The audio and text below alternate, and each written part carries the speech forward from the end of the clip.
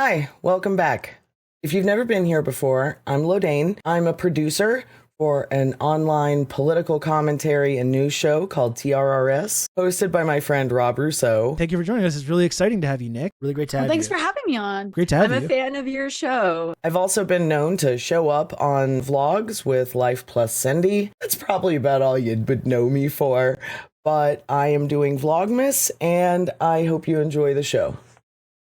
Good morning. It is December 4th, and today is a feast of Shango and St. Barbara, who he's syncretized with, but I don't work with St. Barbara. So traditionally on December 4th, meaning I've done it for 2 years in a row, I gather some shrimp and okra and do something with them. Put them on the altar for multiple days or take them down to the crossroads. We'll see. I don't really have the altar set up right now, so it might be a crossroads deal.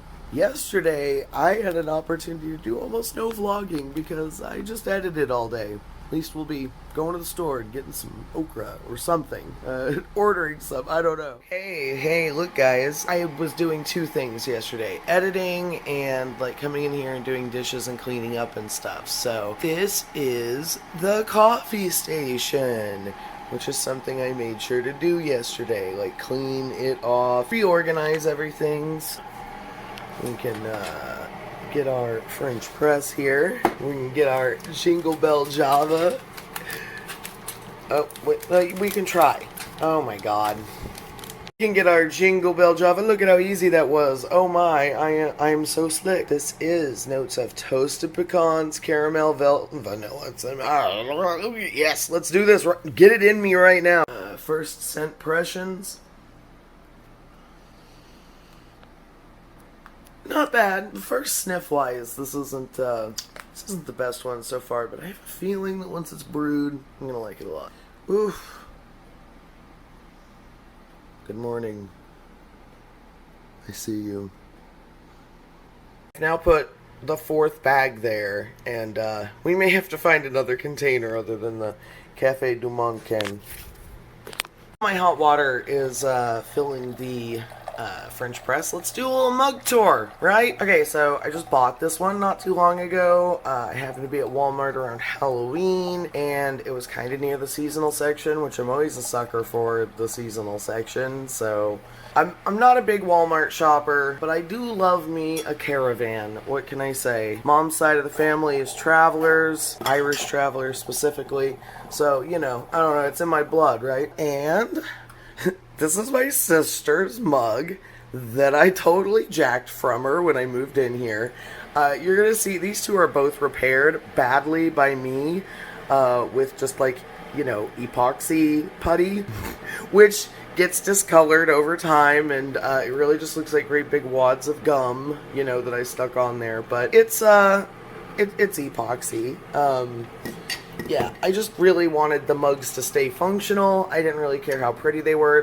This one looks disgusting because of the epoxy's discoloration over time. But this is, I have a feeling I've shown this before, but Binge, the series, which is a comedy about eating disorders. It's not the first time that's been done either. It was supposed to be a series. It was sort of short-lived. There were a lot of complications, but I love the creators. Happy Little Guillotine Studios, HLG. Go look them up. If you like college humor, they just did a series with Grant and Katie where they played brother and sister. But my other mug, Is Your Mom, is specifically like shown in Binge. It's just funny.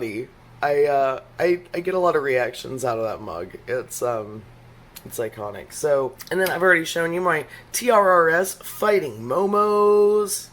Whenever you need a little attitude. And then at the thrift store not too long ago, I found this Grandy's cup, which is like an Aladdin cup. You know, I mean, I can't get the price scrubbed off no matter what I do though. So, I haven't actually really used it yet. I'm putting our unused Door County right there. That means tomorrow will be Door County Christmas.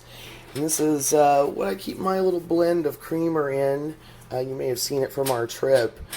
Sometimes I've got flavored stuff in there, but right now it's just a 50-50 blend of these two bastards. Right there. So, oh, and so this is my not special coffee. This is my normal coffee. I keep it in like a plain 10 right now because I actually like combined like 2 different types. I don't give a shit. And this is my tea box. My buddy Nicole and I joke around about how we always have a ton of tea. We never drink it. I actually told her that you can make like self-tanner out of it, and she was interested. And this is currently holding my coffee filters. This old Cool Whip container is actually perfect for it. So I just taped the label on there. I actually had these in a Cafe Du Monde can until very recently. It works, like, but this is so much better. Oh yeah, and I do actually keep some instant coffee around. I know it's disgusting a lot of the time, and I'm not saying it isn't, but sometimes I overcream and oversweeten my coffee. And some of the worst disasters in my life is me trying to like balance that out somehow, like with more coffee or something. And I find that if I just put like a spoonful of instant coffee in, it just brings it right back, you know? It's a shame to do to really nice coffee, but my everyday coffee, it's no big deal, so. But I'll be careful with the door county. First sip.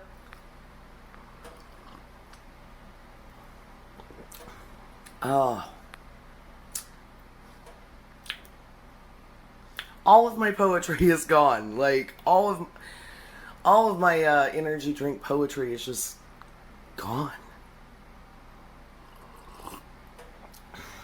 It's just too early, I guess. Oh my god, that tastes so good. I'm literally gonna get spoiled. I'm gonna have to have like a cup of normal coffee after this to make sure my taste buds stay trained, so. I drink cheap coffee now, and I used to be a bit of a snob about coffee.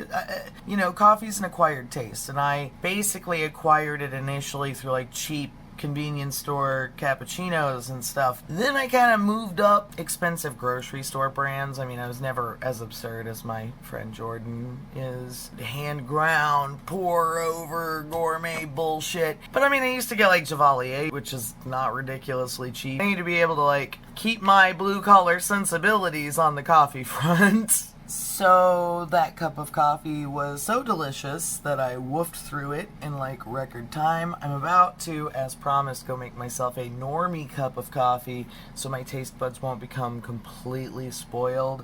Hello, celebrators. Right now, I just want to tell you about who Shango is, since today is his feast day. There are various ways to celebrate him, most of which are associated with initiatory practices like Santeria, Lodane, etc. So, Candomblé, that's one from Brazil that I vibe with a bit. A non-initiatory individual, as a layman here. I'm just going to tell you a little bit about who Shango is, and you can make up your own mind on what kind of offerings or celebrations or whatever you may want to do. So, as you can tell from this infographic, which comes from a botanica, Shango is all about apples, dry wine, okra, red candles, and the double-headed axe. I will be leaving links to everything I cover here, so if you want to take a look at this botanica, by all means, the link will be below. One of the favored ways to honor Shango is music, especially bata drum music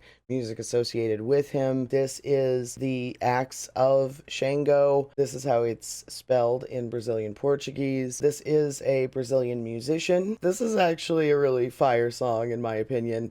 This is also a little more of a, this is a little more classic. Yeah, this one's from 1972.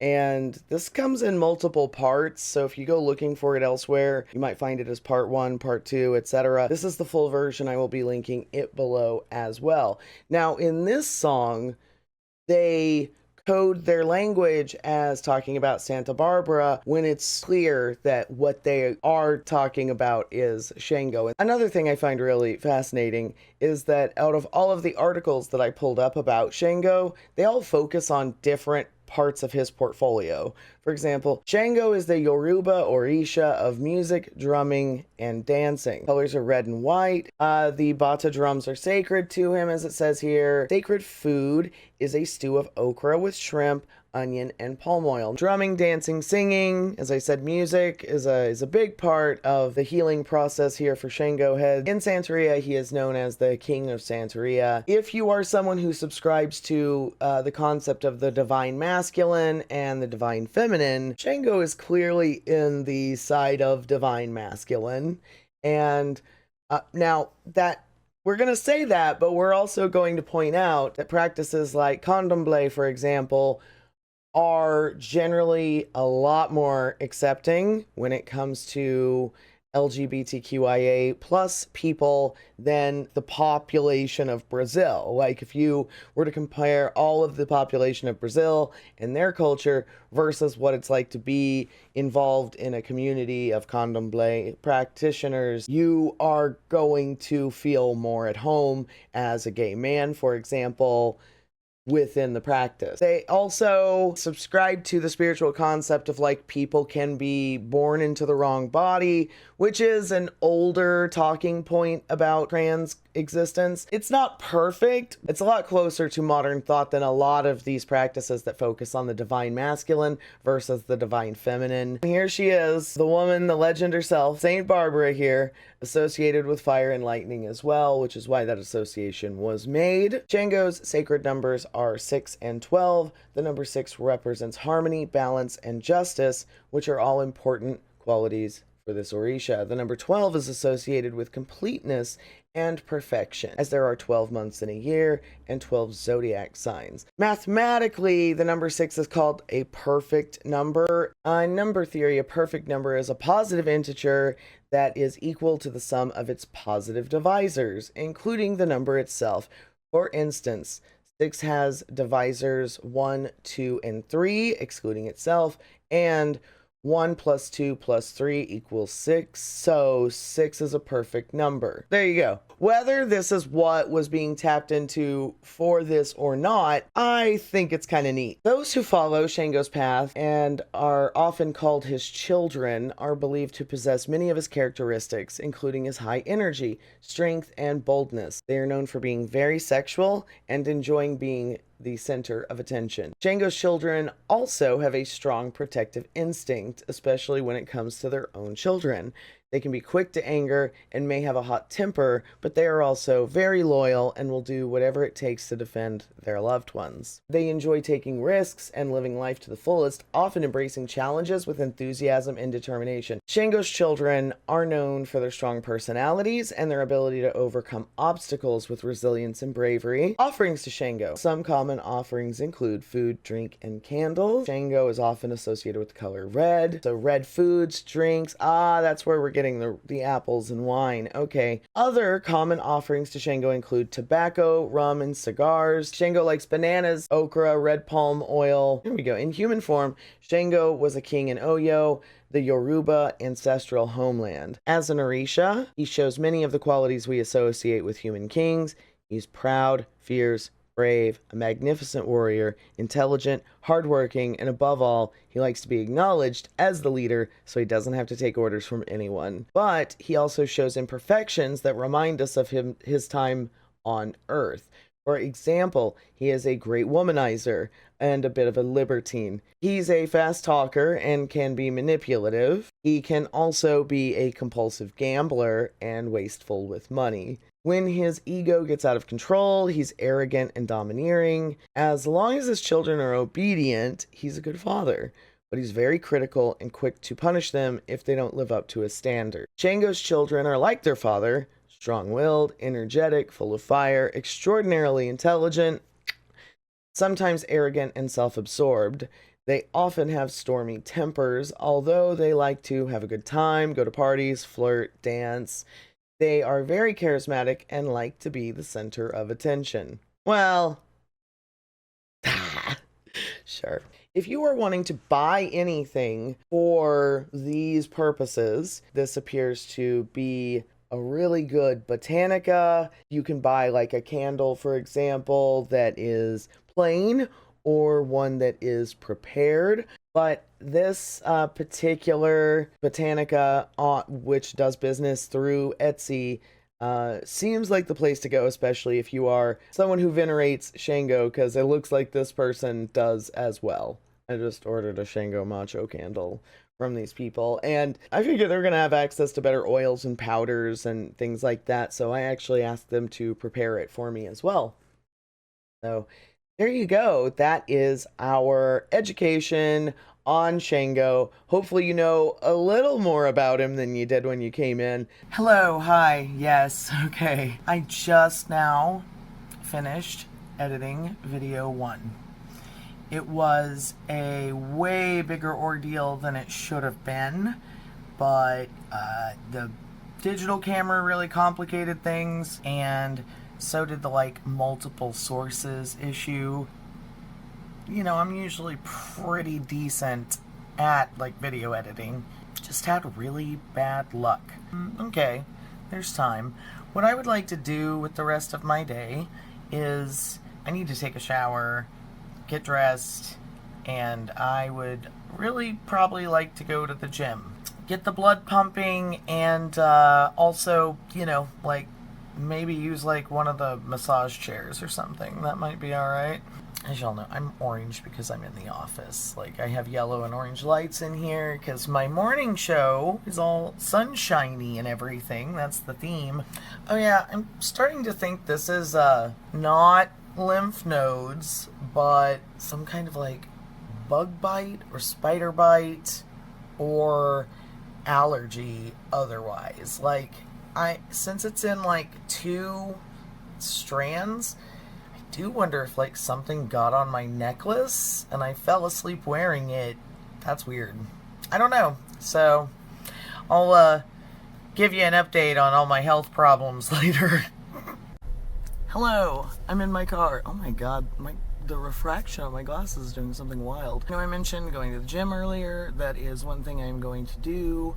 I also need to stop by the grocery store and get some okra for today's holiday.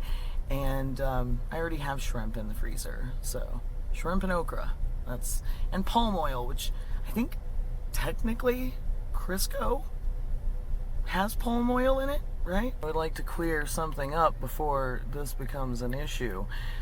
When I saw Cindy wearing a black slouch beanie with the little leather tag, I was like, dude, I haven't seen mine in a minute. Did I leave it in her car? I'm gonna establish for the record that I've been rocking the saggy beanie like your average 25-year-old hipster douchebag from 15 years ago. Mine's cleaner than your average, real hipster fuckboy. Just don't let her play you, okay? She somehow saw my black beanie and totally copied me. It's pretty wild how I look like a completely different person in all these different setups. I mean, I think I do. I think I photograph differently. I'm just a tad burnt. I need a couple hours and then I'll get back to it. But yeah, I gotta go get the blood pumping or something. We're at the grocery store. Okra. Oh yeah.